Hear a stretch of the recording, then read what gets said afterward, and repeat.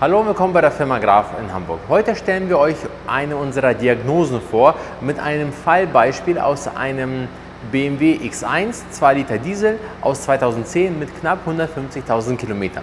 Der Kunde hat das Fahrzeug gekauft und möchte das Auto länger fahren. Wir werden in diesem Video euch zeigen, was man alles prüfen kann. Ich mache das Tor mal runter, damit das alles nicht so laut ist. Der Kunde hatte das Glück, dass er zu uns kommen kann und wir die einzelnen Sachen prüfen. Das heißt, bei der Prüfung bekommt er von jeder Komponente, die wir prüfen, wie Injektoren, Partikelfilter, Dreiklappen, Automatikgetriebe, bekommt ihr Bilder zugeschickt und eine Sprachnachricht, was das bedeutet, wie der Zustand ist und was wir halt empfehlen. Wenn ihr natürlich nicht die Möglichkeit habt, hierher zu kommen und vorhabt, ein Fahrzeug zu kaufen zum Beispiel, oder ihr habt bereits ein Fahrzeug, was ihr länger behalten wollt, oder ihr habt ein Problem, können wir genau diese Prüfung auch aus der Ferne anbieten. Dabei schicken wir euch so ein Kabel. Ihr braucht nur einen Laptop mit Internet und Windows. Das Internet kriegt ihr ja übers Handy als Hotspot und dann können wir alle Prüfungen, die ihr gleich sehen werdet in dem Video, auch bei euch zu Hause prüfen, von hier aus vor Ort. Dann habt ihr entweder bei dem Kauf eines Fahrzeugs eine Verhandlungsgrundlage an den Verkäufer. Könnt ihr sagen, hör mal zu, ich muss das und das investieren, damit ich das Auto noch die nächsten 5, 6 Jahre fahren kann. Oder wenn ihr selber so ein Fahrzeug habt, dann wisst ihr, macht es Sinn, das Auto zu behalten, macht es Sinn, lieber das Auto zu verkaufen, bevor es teuer wird, oder gibt es ein paar kleine Sachen, die man machen kann, damit so ein Fahrzeug lange lebt. Wir haben das Fahrzeug hier ausgelesen und was man zum Beispiel sehen kann, das Auto ist aus 2011, man kann sehen, dass der Softwarestand des Fahrzeugs ist immer noch der erste und das ist sehr, sehr schade, denn obwohl die BMW AG Updates entwickelt, damit einfach Fehler entfernt werden, damit Prozesse wie Regeneration des Partikelfilters oder des Blutsystems perfektioniert werden, werden diese Fahrzeuge bei den Niederlassungen der Vertragspartner nicht geupdatet. Warum nicht? Weil wenn man ein Update macht, dann muss man leider das gesamte Fahrzeug updaten. Und man hat jedes Mal die Gefahr, dass eins der Steuergerät kaputt gehen kann. Und so ein Steuergerät kostet viel Geld. Wenn das Auto noch auf Garantie ist, haben natürlich die Werkstätten kein großes Interesse, dass irgendwas kaputt geht, was man dann selber bezahlen muss. Ist das Fahrzeug aus der Garantie raus, wollen die Werkstätten natürlich nicht dem Kunden verklickern. Wir haben jetzt ein Update gemacht, dabei haben wir ein ABS-Steuergerät abgeschossen. Das kostet dich jetzt 3.000 € zum Beispiel. Deswegen ist die Idee von den AGs, von der BMW AG oder von Mercedes, super, die Updates zu entwickeln, aber die Updates werden nicht gemacht. Wir haben die Möglichkeit, einzelne Steuergeräte abzudaten, entweder hier vor Ort oder auch aus der Ferne. Das heißt, wenn ihr zum Beispiel die neueste Motorsoftware haben wollt bei BMW, können wir das auch aus der Ferne machen. Wir fangen jetzt einmal die einzelnen Sachen an zu prüfen. Dieses Fahrzeug hat leider bereits ein Problem und wir gehen jetzt einmal Stück für Stück einmal die einzelnen Sachen durch, so wie wir das auch bei euch zu Hause prüfen würden. Wir gucken uns als erstes die Injektoren an. Wir haben bei dem Fahrzeug einen 4-Zylinder, das heißt, wir haben 4 Injektoren. Und wir werden anhand der Werte sehen, wie ist der Zustand. Bevor ein Injektor kaputt geht, kann man sehr, sehr viel machen, um ihn wieder herzustellen. Denn natürlich kann man Injektoren reparieren lassen, aber ein reparierter Injektor ist niemals so gut wie einer, der ab Werk neu war und wo der Zustand einfach gut geblieben ist. Hier sieht man zum Beispiel, bei der relativ kleinen Laufleistung haben wir schon bei dem Zylinder 1 einen nicht idealen Wert. Alle anderen Zylinder haben Werte, die sind okay. Und wenn zum Beispiel die Injektoren verkoken, können sie auch anfangen zu tropfen und ein Loch in den Kolben reinbrennen. Das kann sehr, sehr teuer werden. Und ein Injektor zum Beispiel, wenn man die wirklich tauscht, bei BMW oder bei Mercedes, liegen die preislich bei 500 € pro Stück. Aber man kann sehr, sehr viel machen, um die wieder in einen vernünftigen Zustand zu bringen. Und wenn wir zum Beispiel eine Diagnose machen, dann erzählen wir euch, was man für euren Fall halt machen kann, welche Mittel man verwenden kann, damit das halt möglichst lange hält und damit das auch was bringt. Als nächstes prüfen wir bei dem Fahrzeug bestimmte Komponenten. Als erstes gehen wir mal von dem Partikelfilter aus. Wir haben einen Partikelfilter, der setzt sich halt mit Ruß zu und irgendwann muss das Fahrzeug eine Regeneration starten und den Partikelfilter frei brennen. Das ist die Idee dahinter. Wann er frei zu brennen ist, bestimmt das Fahrzeug über einen Sensor. Das heißt, der Sensor misst die Beladung des Partikelfilters, wie viel Abgasgegendruck haben wir und wann müssen wir den regenerieren.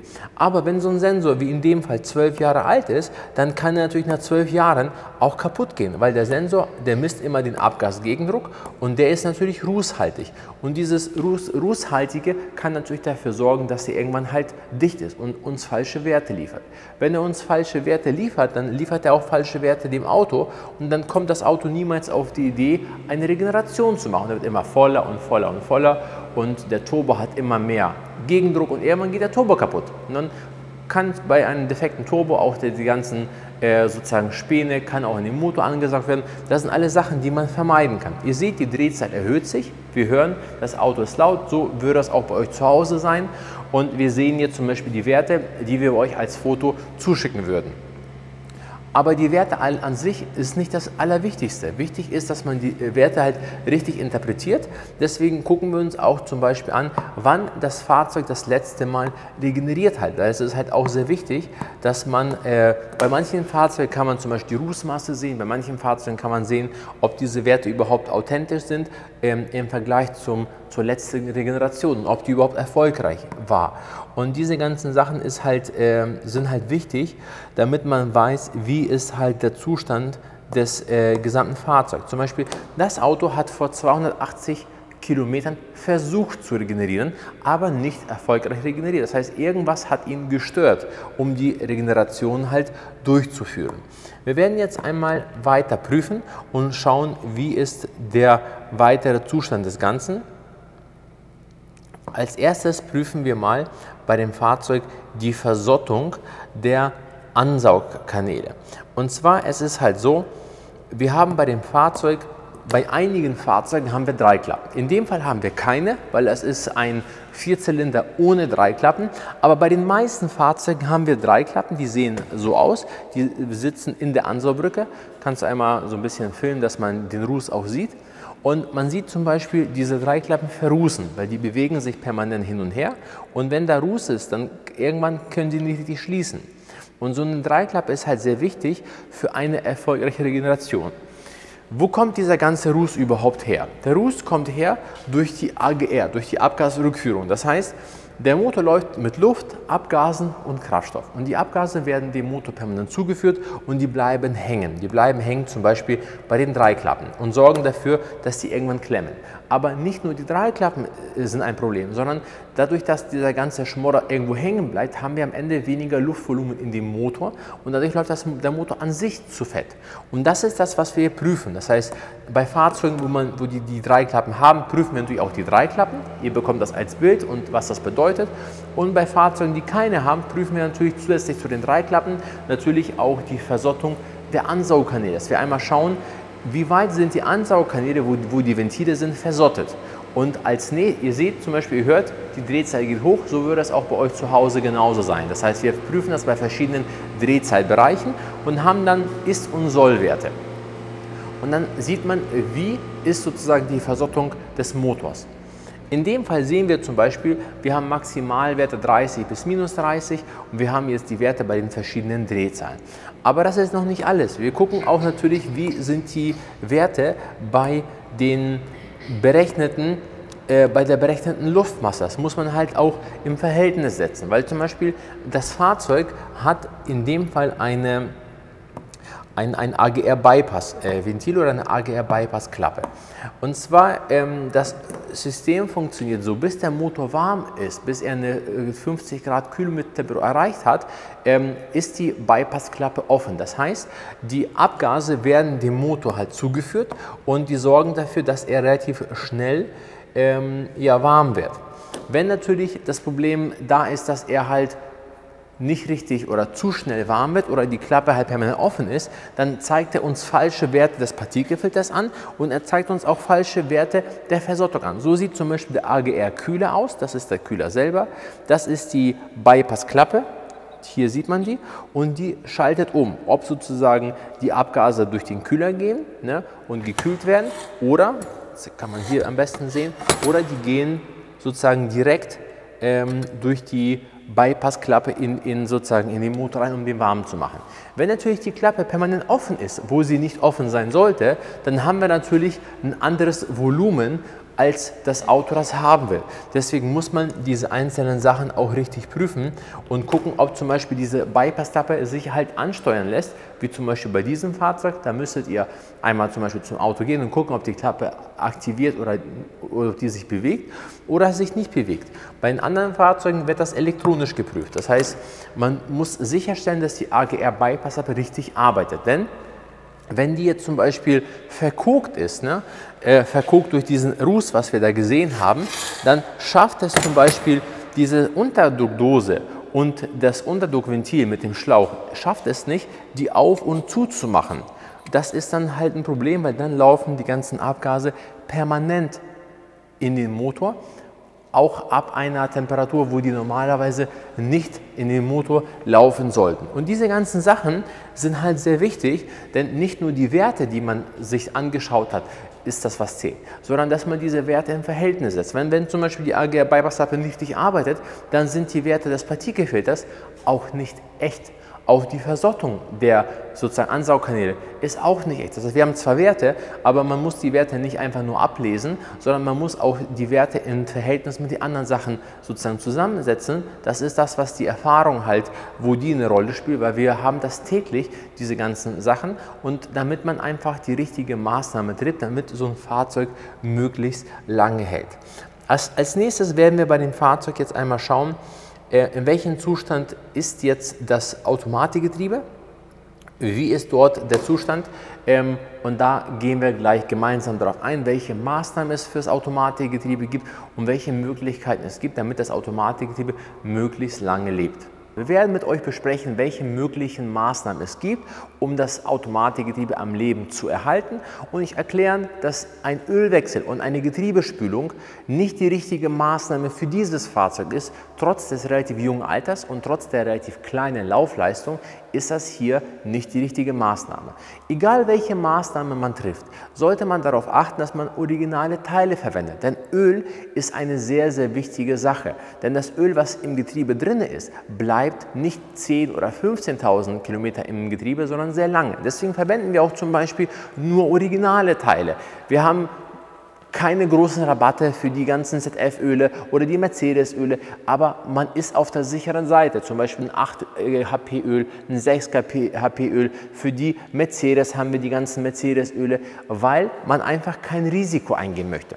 Dieser Kunde, der wie viele andere melden sich bei uns und denken, dass sie bei einer Laufleistung von 150.000, 200.000, dass eine Getriebespülung zum Beispiel die richtige Maßnahme ist für das Fahrzeug, und die wollen dem Auto was Gutes tun. Denn die denken, cooles Auto, ich würde ihn gerne noch 5, 6, 7 Jahre fahren, bevor sich die ganze Situation mit der ganzen E-Mobilität irgendwie herausgestellt hat, wo das Ganze hingeht. Aber bevor man irgendwas macht zum Beispiel, sollte man sich die Adaptionswerte vom Automatikgetriebe angucken. Denn anhand der Werte kann man sehen, wie gesund ist mein Getriebe und was ist die richtige Maßnahme für mein Getriebe. Und das ist das, was halt normalerweise kaum einer macht. Um das machen zu können, braucht man einen Mercedes oder einen BMW-Tester, um die Werte sich anzuschauen. Denn wenn das Getriebe auch perfekt schaltet, kann es krank sein, kann es sozusagen kurz vom Defekt sein, und das ist das, was wir halt vermeiden wollen. Generell kann man sagen, wenn dein Fahrzeug 10 Jahre alt ist und eine Laufleistung von 150, 180, auch bei manchen Autos 120.000 gelaufen hat, dann ist eine Getriebespülung oder ein Ölwechsel unserer Erfahrung nach nicht die richtige Maßnahme, denn wir gucken uns die Werte an, die Adaptionswerte, und sehen Druckverluste. Wir sehen auch Druckverluste und Probleme beim Getriebe, auch bei kleinen Laufleistungen, 60, 70, 80, 90.000. Deswegen für diejenigen, die nicht hierher kommen können und sich die Adaptionswerte angucken, bieten wir eine Fernwartung an. Wir schicken euch so ein Kabel zu. Ihr braucht einen Laptop mit Internet und Windows. Internet kann man über einen Hotspot vom Handy machen. Und dann können wir auf das Fahrzeug zugreifen. Wenn ihr vorhabt, ein Fahrzeug zu kaufen zum Beispiel, oder ihr vorhabt, euer altes Fahrzeug, überlegt, soll ich das noch behalten oder soll ich das noch verkaufen, solange es noch fährt. Wir können alles prüfen, nicht nur das Automatikgetriebe, wir können auch zum Beispiel die einzelnen Komponenten des Motors prüfen. Ihr bekommt von jeder Prüfung immer ein Bild mit einer Sprachnachricht, was das bedeutet, und so wird Komponente für Komponente durchgeprüft und ihr wisst, wo ist Handlungsbedarf und was wird das ungefähr kosten, den Handlungsbedarf zu beseitigen, oder ist alles in Ordnung? Genauso auch mit dem Getriebe. Warum ist das so, dass bei einem Getriebe, zum Beispiel bei einer Laufleistung von 150.000 zum Beispiel oder auch bei kleineren Laufleistungen, das Fahrzeug für eine Getriebespülung nicht geeignet ist oder es einfach zu spät ist? Es ist immer davon abhängig, wie so ein Fahrzeug behandelt wird. Hat das Auto eine Anhängerkupplung, haben wir eine sehr hohe Belastung fürs Getriebe. Haben wir ein großes, schweres Fahrzeug, haben wir eine große Belastung fürs Getriebe. Haben wir viel Kurzstrecke, haben wir eine große Belastung fürs Getriebe. Haben wir eine starke Motorisierung, starke Belastung. Ist ein Fahrzeug ein Leasingrückläufer, was bei den meisten Autos der Fall ist, dann werden diese Fahrzeuge einfach nicht gepflegt. Einfach getreten, gefahren, misshandelt, weil man weiß, nach 3 Jahren geht das Auto zurück. Und deswegen erleben wir häufig Fahrzeuge auch mit kleinen Laufleistungen auch noch auf Garantie, wo es bereits Probleme gibt. Nun, diese Garantien sind alle sehr, sehr schlau. Solange das Getriebe noch fährt, ist die Garantie nicht aktiv. Erst wenn es kaputt ist.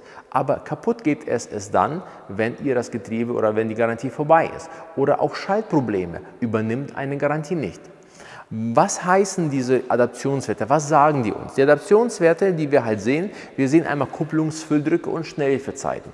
Die sagen uns, dass wir im Getriebe einen Druckverlust haben. Warum ist ein Druckverlust das Schlimmste, was wir haben können im Getriebe? Weil ein Druckverlust sorgt für einen zu großen Verschleiß. Der sorgt für einen Verschleiß, den wir nicht haben wollen. Die Kupplungslamellen, die dann den Getriebeschaden bedeuten, die verschleißen schneller, als wir das wollen. Und haben dadurch natürlich auch einen Folgeschaden. Diese Kupplungslamellen sitzen im Getriebe in so einem Gehäuse. Hier haben wir 5 Kupplungen zum Beispiel.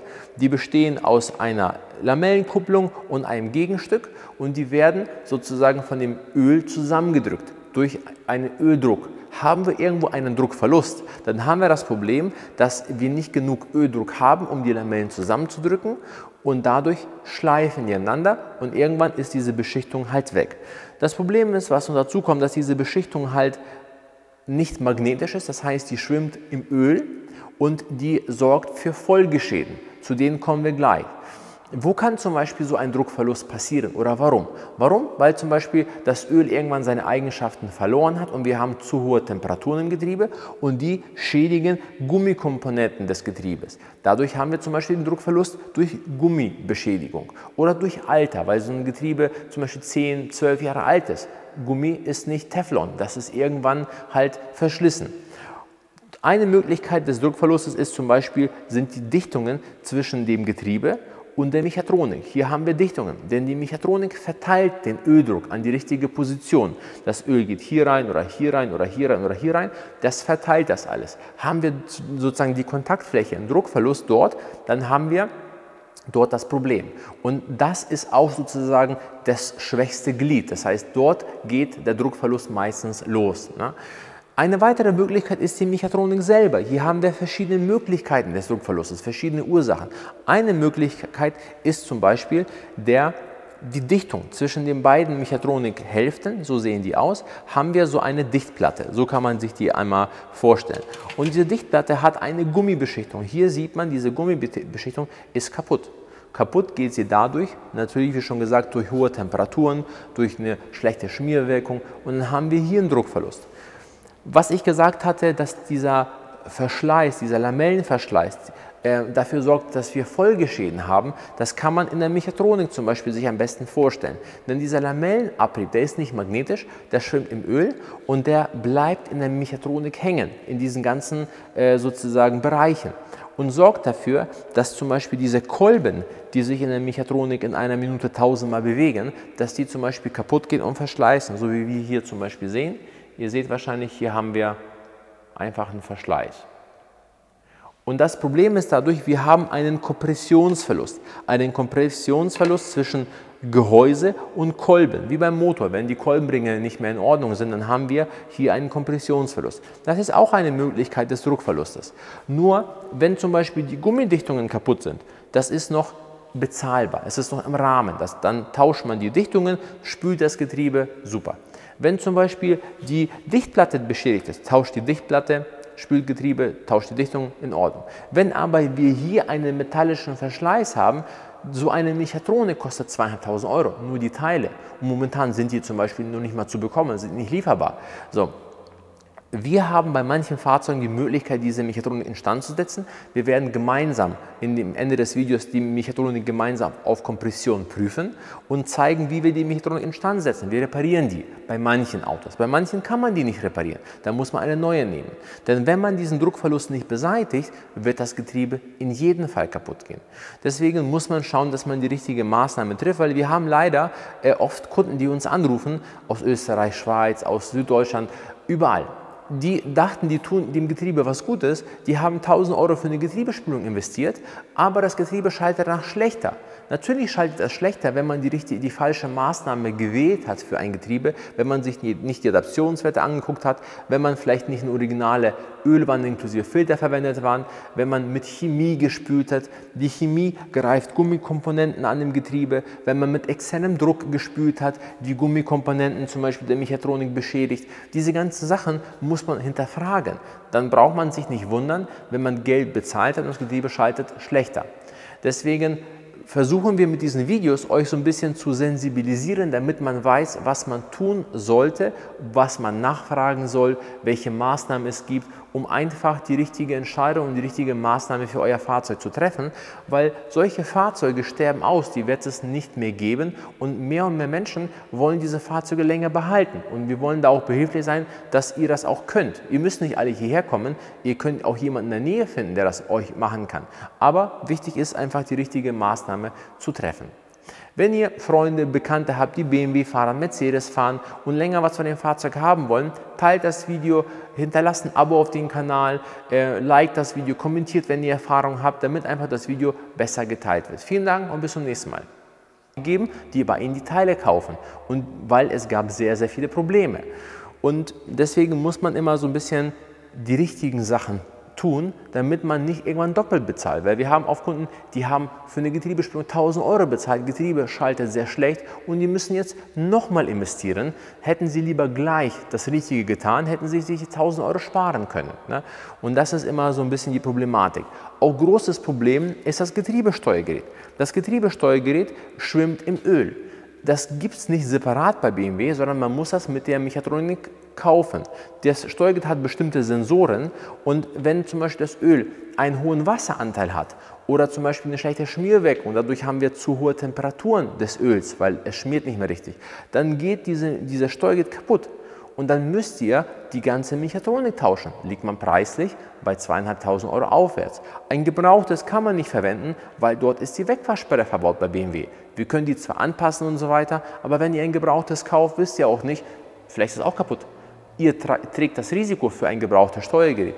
Deswegen, man sollte es einfach nicht so weit kommen lassen, denn ich finde, das Ärgerlichste ist, wenn man zum Beispiel, sagen wir mal, ein Auto gekauft hat und dann mit dem Auto fährt und das Auto fängt an irgendwie zu rucken oder so weiter oder danach führt man irgendwelche Wartungen durch, man spült, man tauscht die Dichtungen, man reinigt die Mechatronik, man investiert Geld und das Getriebe schaltet danach immer noch schlecht, weil man hat den Zeitpunkt verpasst, wo man es hätte rechtzeitig machen müssen. Deswegen machen müsst ihr das so oder so. Wichtig ist nur, dass man das Richtige macht und nicht zu spät. Wenn ihr Bekannte, Freunde habt, die BMW fahren, Mercedes fahren, teilt gerne das Video, damit auch andere wissen, was zu tun ist. Die müssen nicht alle hierher kommen, aber damit man einfach die richtigen Sachen macht, weil wir wollen mit den Videos euch einfach sensibilisieren, damit ihr nicht einfach irgendwas macht, weil ihr denkt, ihr tut dem Auto was Gutes, sondern damit ihr das Richtige macht, damit ihr nachfragt, was für Öl wird verwendet, originales Öl oder irgendwie ein Zubehör für 2 Euro der Liter. Wird mit Chemie gespült oder ohne Chemie? Wird mit externem Druck gespült oder ohne externen Druck? Fragt nach, weil nur so könnt ihr dafür sorgen, dass das Getriebe möglichst lange hält und ja, ihr wenig Ärger damit habt. Vielen Dank fürs Zuschauen, abonniert gerne den Kanal, hinterlasst gerne ein Like für den Video, damit das geteilt wird und wir sehen uns das nächste Mal. Hier ist zum Beispiel eine defekte Mechatronikhälfte und diese Mechatronikhälfte kann man halt prüfen über Druck. So, das heißt, wir sehen hier bestimmte Bereiche. Hier sehen wir einen Bereich, der ist rot und der hat zum Beispiel einen Verschleiß, der ist beschädigt. Das heißt, normalerweise sollte ein Bereich ungefähr bei mindestens 18 sein. Hier könnt ihr zum Beispiel sehen, was wir hier für einen Wert haben. Wir haben hier einen Wert von ungefähr 10. Das heißt, in dem Bereich haben wir zum Beispiel schon einen Druckverlust. Ich kann euch zum Beispiel einen anderen Bereich zeigen. Hier, ne? Ihr habt hier einen Wert von ungefähr fast 30. Das ist ein Wert, der vernünftig ist. Ne? Und wenn wir natürlich in dieser Mechatronik, in dem Bereich halt einen Verschleiß haben, dann haben wir hier einen Druckverlust und dann muss man die Mechatronik tauschen oder man kann die instand setzen. In dem Video werden wir euch auch zeigen, wie wir diese Mechatronik instand setzen. Wir haben hier eine defekte Mechatronik, die wird zu einem Getriebeschaden führen, denn wir haben hier einen Druckverlust. Der Druckverlust ist hier vorne zwischen Gehäuse und dem Kolben. Wir sollten Werte von mindestens 18 haben. In der Regel haben wir Werte von 25 bis 30. In dem Fall haben wir Werte knapp bei 10. Wir werden das jetzt einmal kurz prüfen. Ich zeige euch einmal, wie das jetzt vorher war. Knapp bei 10. Dieser Bereich hier. Wir werden eine Bohrung durchführen, das heißt, wir werden die hier instand setzen, wir werden es aufbohren und dann wird ein anderer Reparaturkolben eingesetzt, dann werden wir das gemeinsam nochmal prüfen. Wir können die Mechatronik hier vor Ort instand setzen. Wir bohren jetzt durch, ihr seht, hier haben wir den Bohrer und bis das komplett bis zum Ende ist, das heißt, das wird jetzt aufgeweitet, die Späne, man sieht, die fallen unten runter und dann wird ein Reparaturkolben eingebaut, der halt weiter ist. Und dann haben wir Werte wie bei einer nagelneuen Mechatronik. So, wir haben die Bohrung jetzt fertig. Wir bauen das einmal ab. Ihr werdet sehen, wir haben da die ganzen Späne. Danach wird die Mechatronikhälfte gereinigt. Hier ist der Bohrer mit den Spänen. Hier sind die Späne, kann man relativ gut sehen. Und auch hier der aufgeweitete Bereich. Hier kann man da so ein bisschen sehen. Wir werden ihn gleich einmal reinigen und dann seht ihr, was jetzt für Werte da vorhanden sind. Die Mechatronik ist durchgebohrt. Wir werden jetzt den Reparaturkolben einbauen. Man sieht, das ist der alte mit der Feder. Hier sieht man auch die Beschädigung bei dem Teil hier. Wahrscheinlich kann man das per Video auch sehen, dass es heller ist. Das ist das Neue. Es ist mit einem Gummidämpfer. Das heißt, es ist noch etwas besser abgesichert. Und das ist der neue Kolben. Der sieht genauso aus, nur der hat im Endeffekt, der ist eigentlich deutlich dicker. Den werden wir jetzt einmal kurz einbauen. So. Es kommt der neue Dämpfer rein. Da muss man immer aufpassen, weil wenn man den falsch einbaut oder zu weit reinschiebt, dann kriegt man den auch nicht mehr wieder raus, weil der ist sehr, sehr dicht. Deswegen, wenn wir den jetzt zack einmal reinstecken. So, und jetzt können wir gemeinsam mal die neuen Werte prüfen. Das war der defekte Bereich. Ihr seht, wir hatten knapp 10, jetzt haben wir über 22. Dadurch ist die Mechatronik instand gesetzt. Denn so ein Druckverlust, den wir hier haben oder in anderen Komponenten, der wird zu einem Getriebeschaden führen, denn die Lamellen schleifen aneinander. Weiterhin gibt es im Getriebe zum Beispiel Ventile. Diese Ventile, die haben auch zum Beispiel einen kleinen Filter, die kann man hier zum Beispiel sehen. Wenn diese Filter verdreckt sind, durch Lamellenabrieb zum Beispiel, dann haben wir das Problem, dass diese Magnetventile nicht richtig arbeiten. Dann können die ebenfalls zu so einem Problem führen. Bei vielen Getrieben haben wir Sollbruchstellen. Und diese Sollbruchstellen sind vom Werk so gemacht, dass die Getriebe einfach nicht lange halten können. Hier haben wir zum Beispiel Dämpfer. Hier könnt ihr euch die angucken. Das ist zum Beispiel ein neuer Dämpfer. Ihr seht, ihr habt eine Gummibeschichtung. So sieht der Dämpfer nach einer bestimmten Laufleistung aus. Es gibt aber auch modifizierte Dämpfer mit einer Metallfeder, damit sowas halt nie wieder passieren kann. Ups, nicht wegfliegen. So, genauso haben wir hier bestimmte Puffer, das heißt, die dafür sorgen, dass wir Druckverhältnisse wieder da haben. Ihr seht zum Beispiel, das ist der Originale und wir haben hier schon so ein bisschen Beschädigung, ne, Kratzer, die kann man relativ gut sehen. Und hier haben wir die modifizierte Variante mit einer Dichtung. Das heißt, die kann auch nicht mehr oder hält entsprechend halt lange. Genauso kann man zum Beispiel so eine Mechatronik modifizieren, dass sie einfach stärker ist und diese Sollbruchstellen entfernt. Das können wir bei jeder Mechatronik machen von BMW, wenn ihr in sowas Interesse habt.